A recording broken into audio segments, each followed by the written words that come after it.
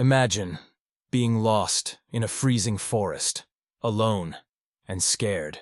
Your only hope of survival comes from the most feared predator in the wild. Sounds impossible? This unbelievable story will make you rethink everything you know about nature.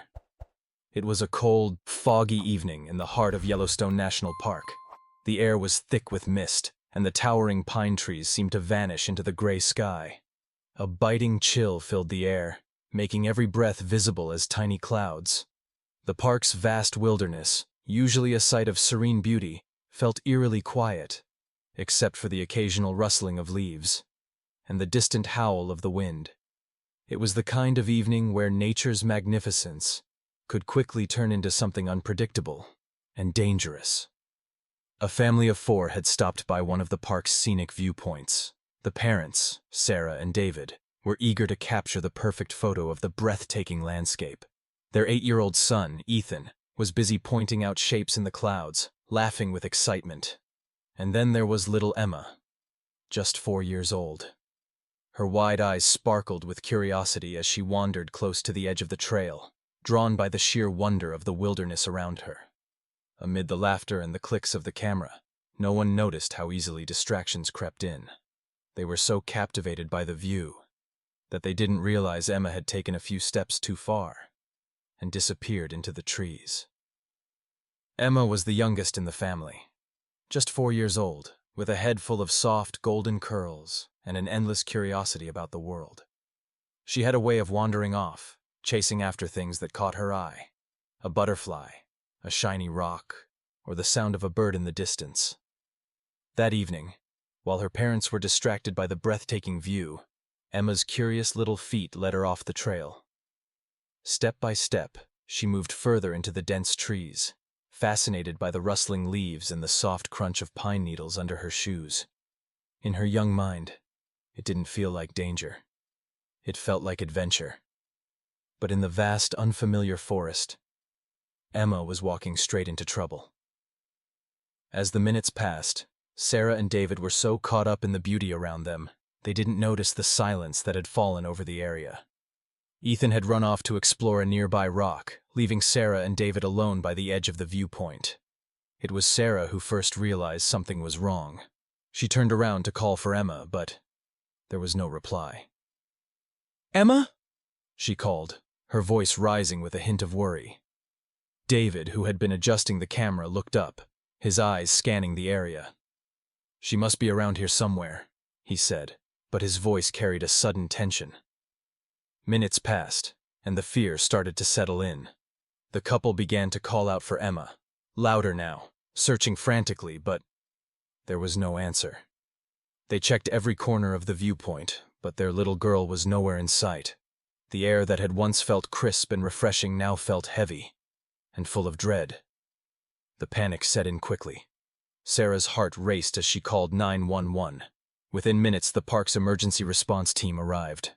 Rangers, dressed in dark uniforms and equipped with radios, began to organize the search. Volunteers, who had been enjoying the evening nearby, joined in without hesitation. And soon, the air was filled with the sound of urgency. Footsteps pounding on the forest floor, calls echoing through the trees. Rescue dogs were brought in, their noses trained to pick up on Emma's scent. The dogs sniffed every inch of the ground, their handlers moving swiftly through the thick forest. The search area expanded quickly, covering miles of wilderness. But with each passing minute, the fear grew stronger. The temperature was dropping, fast. The light of day was fading, and with it, the chance of finding Emma quickly. The forest, once a place of beauty, now felt like a maze of shadows and uncertainty. Time was slipping away, and the family's worst nightmare was unfolding before them. As the sun dipped lower, the temperature dropped sharply. What had been a crisp, chilly evening quickly turned into a bitter, freezing night. The wind picked up, sending a chill through the forest, making it feel even colder than it already was. The rangers knew how dangerous the forest could be at night. The dense trees blocked out what little light remained, leaving only the eerie shadows of the wilderness behind. The temperature would continue to plummet, and with it, the risk of hypothermia. The wildlife in the area wasn't always friendly. Bears, cougars, and other predators roamed these woods, especially after dark. Every rustling leaf, every snap of a twig underfoot, seemed to add to the weight of their worry.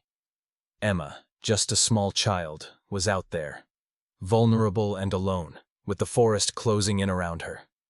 The minutes felt like hours, and the chance of finding her before the night grew colder, grew slimmer by the second. Meanwhile, deep in the forest, Emma had no idea what was happening. The trees towered over her, their twisted branches stretching out like dark arms. The fog made everything look strange and unfamiliar.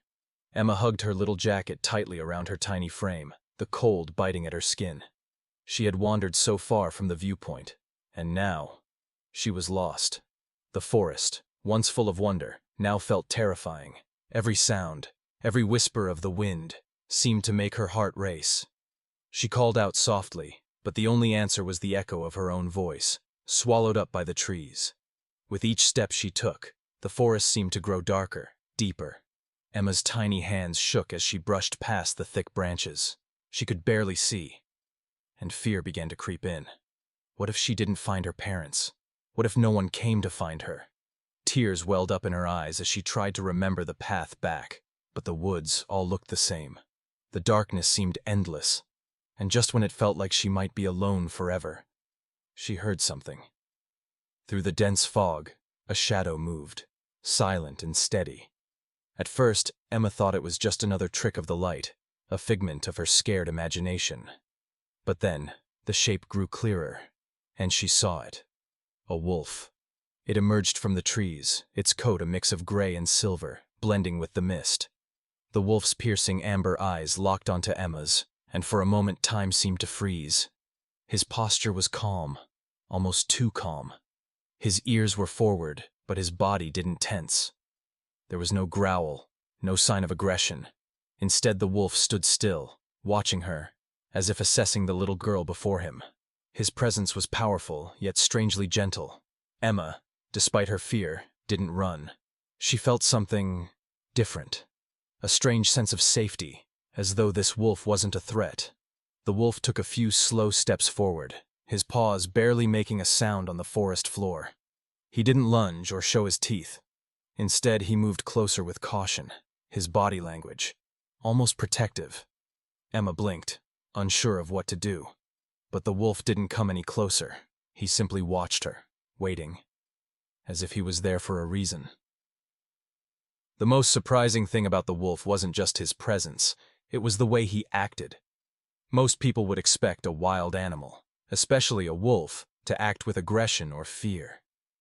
But this wolf was different. He didn't growl. He didn't lunge. He didn't show any signs of the danger Emma had been warned about her whole life. Instead, he stayed calm, almost as if he understood something Emma didn't. As he inched closer, Emma could see the softness in his eyes. There was no malice, no hunger, just quiet observation. His movements were slow and deliberate, like he was giving her space to breathe, to move. In the silence of the forest, the only sound was the soft rustling of leaves and the sound of Emma's breath. The wolf, now just a few feet away, stopped and lowered his head slightly. It was as if he was trying to comfort her, to assure her that she wasn't alone. Emma, for the first time since getting lost, felt safe. It was almost as if this wolf, a creature known for its fierce instincts, had made an unspoken promise. He wasn't here to harm her. He was here to protect her. Time seemed to slow down as the wolf stood by Emma, his presence steady and reassuring. He didn't need to bark or growl to communicate. It was as if an unspoken understanding passed between them. He was here to guide her. With a gentle nudge of his nose, he motioned for Emma to follow. She hesitated for a moment, but then, trusting the calm in his gaze, she took a tentative step forward. The wolf didn't rush her. He walked beside her, his body moving with the forest's rhythm, as though he knew exactly where to go. They moved deeper into the trees, and with every step, Emma noticed how the wolf seemed to guide her away from danger. A sudden rustling came from the underbrush, a snake, coiled and ready to strike. But the wolf was faster. With a single swift movement, he positioned himself between Emma and the threat. his stance low and alert until the danger passed. A little further ahead, Emma stumbled over a root hidden beneath the fallen leaves. But before she could fall, the wolf was there, his strong body nudging her upright with surprising gentleness. He seemed to know exactly when to be cautious and when to move her along. As they walked, the terrain became more treacherous, rocky hills and streams that could easily have swept a child away. But the wolf moved with grace, never faltering, and Emma followed his lead, stepping carefully in his footsteps. He guided her around steep cliffs, keeping her away from dangerous drops, and even avoided areas where wild animals might be lurking. With every obstacle, every danger, the wolf was there, watching over her. It was as though he was her protector, her guardian in the wilderness. The forest, once so threatening, now seemed less overwhelming, because she wasn't alone. As the hours dragged on, the darkness around Emma seemed to grow thicker, swallowing up every trace of light. The temperature continued to drop. Each breath she took felt like ice in her lungs. The wind howled through the trees, its icy fingers creeping through Emma's jacket, making her shiver uncontrollably. But through it all, the wolf remained. He never left her side. They moved slowly now, carefully. Emma's legs were tired, and her tiny body ached from the cold. But she kept following the wolf, trusting him with every step. Every now and then, she would glance up at him, and in his amber eyes, she saw something. Something that told her he wouldn't leave her. But the night was long and unforgiving. The forest seemed endless, and with every passing minute, the fear began to creep back into Emma's heart. What if the wolf couldn't keep her safe much longer? What if the cold got to her before help arrived? The wilderness was vast, and the chance of finding her seemed slimmer with every step. Would the search teams find her before it was too late?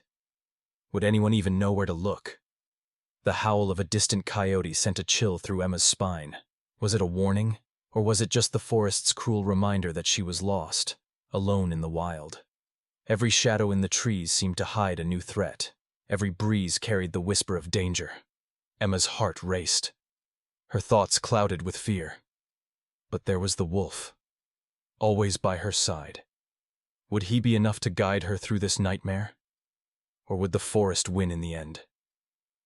As the night grew darker, and the search efforts intensified, hope seemed to be slipping away. The rangers and volunteers were growing desperate, combing the forest with flashlights, calling Emma's name. But there was still no sign of her. And then, something unexpected happened. Through the fog and shadows, the lead ranger, Mark, caught a glimpse of movement. It wasn't one of the search dogs, or another volunteer. It was a wolf. He paused, heart racing. Was this the same wolf reported earlier? Was it leading them to something? Or was it just another sign of the wild dangers lurking in the forest? But then, his flashlight caught something even more unbelievable. There, standing in the soft glow of the beam, was Emma. She was cold, tired, but alive, and by her side, the wolf. The two figures stood together in the eerie silence of the forest, the child and the creature. The wolf, calm and watchful, seemed to stand guard over her, his amber eyes shining like a beacon in the dark. Mark's breath caught in his throat. How was this even possible? Had the wolf protected her all this time? The rangers quickly moved in, but no one dared get too close to the wolf, who was still watching over Emma. For a moment, the two stood there, the girl and the guardian, in a bond no one could explain. The moment Emma saw her parents, her heart leaped. Sarah was the first to spot her, her eyes wide with disbelief, as she rushed forward, calling Emma's name in a voice thick with relief. "Emma! Oh my God! Emma!" David followed close behind, his face pale, his breath shaky, but his eyes filled with tears of joy. Emma, weak but still standing, took a hesitant step toward them. But before she could move any further, the wolf shifted slightly, as if to remind them that he was still there. For a moment, everything seemed to stop. The family, reunited at last, stood together, as the wolf, calm and silent, watched from a short distance. The bond between the child and the creature was undeniable. Sarah reached out, pulling Emma into a tight hug, holding her close, her voice trembling with emotion. "We were so scared. I thought I'd lost you forever." David's arms wrapped around both of them, his eyes scanning the wolf who had stepped back, but was still present, standing guard. "Thank you," David whispered, his voice soft, filled with gratitude. "Thank you for keeping her safe."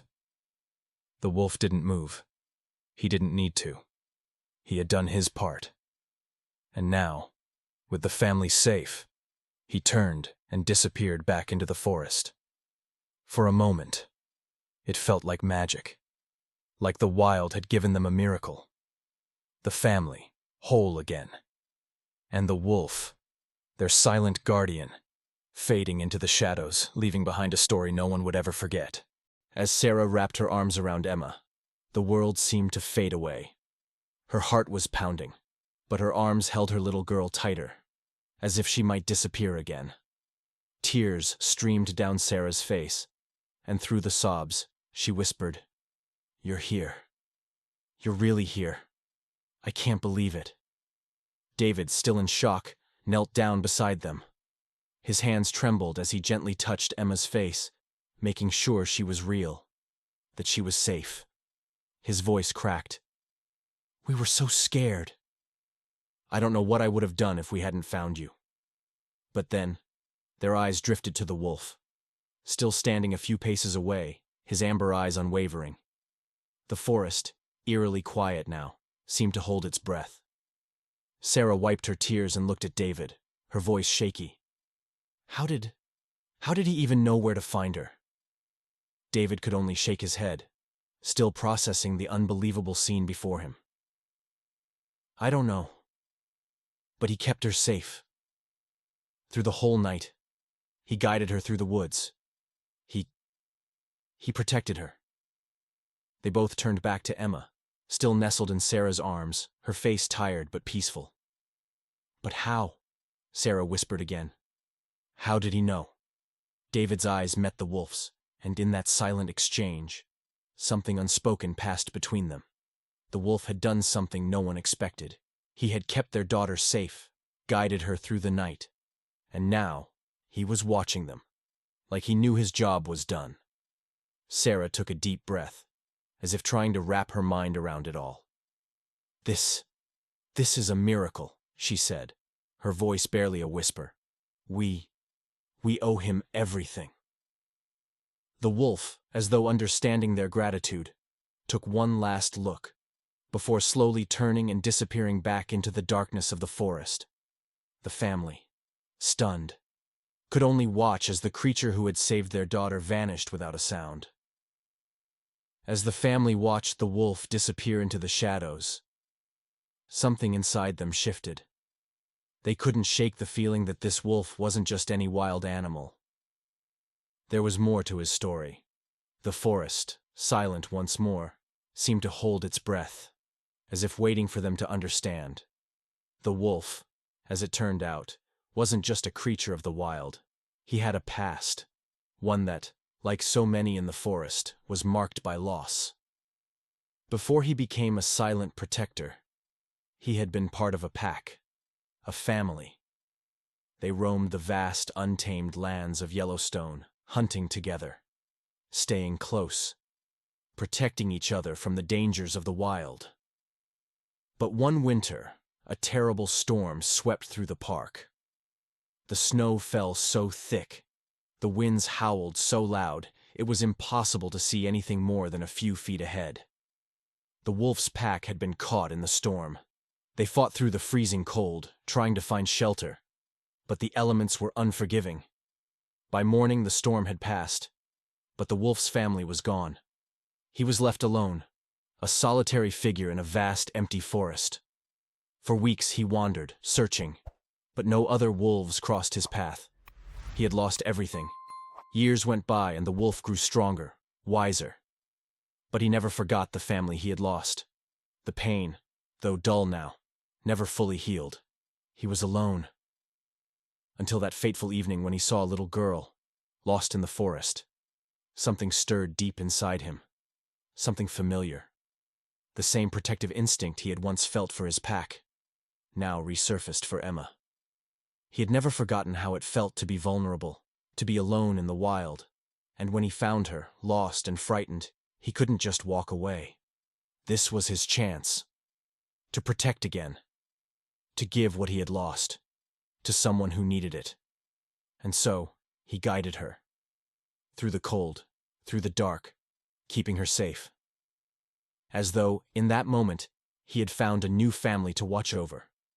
The forest had taken so much from him, but it had also given him a chance to give something back. The wolf's past, his loneliness, his loss, had shaped him in ways no one could understand.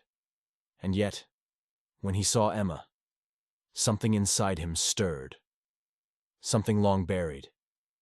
The protective instincts he had once felt for his own family, his pack, suddenly resurfaced. It was as though fate had led him to her. This little girl lost in the same vast forest where he had once lost everything.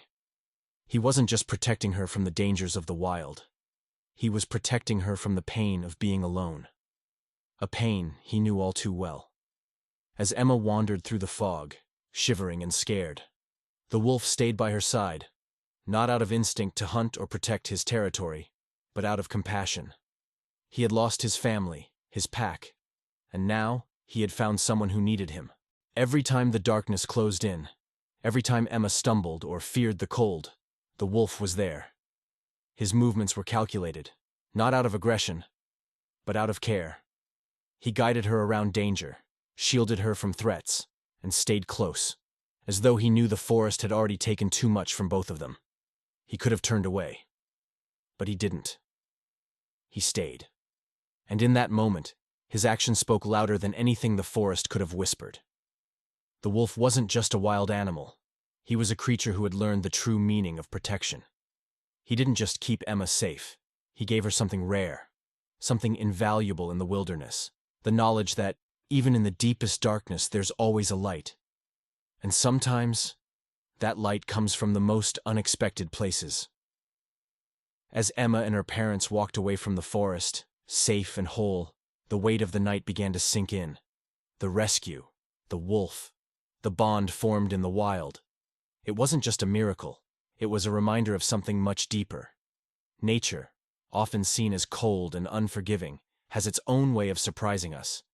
In the most unlikely places, kindness can appear, even when we least expect it. Who would have thought that a wild wolf, a creature known for its strength and independence, could show such compassion?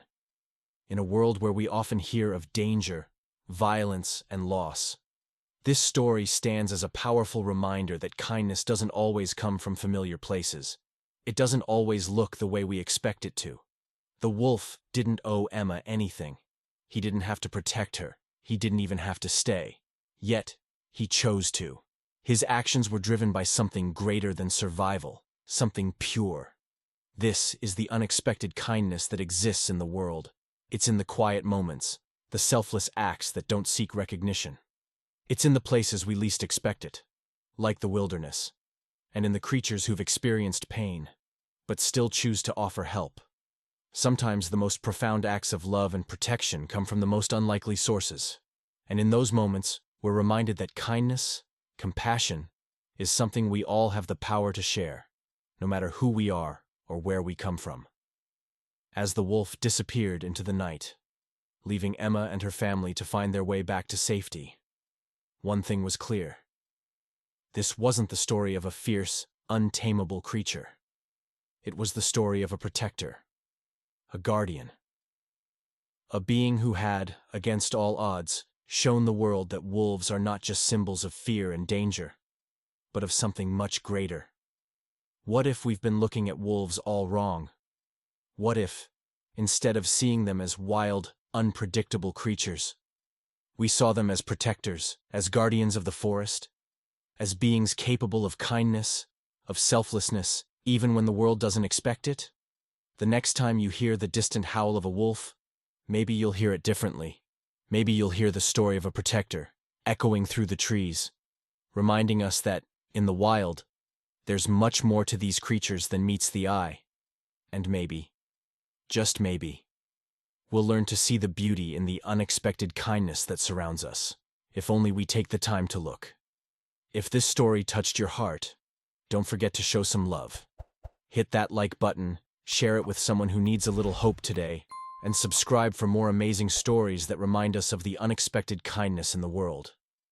You never know, the next story could be the one that changes everything. So, stay tuned, and thank you for being a part of this journey with us.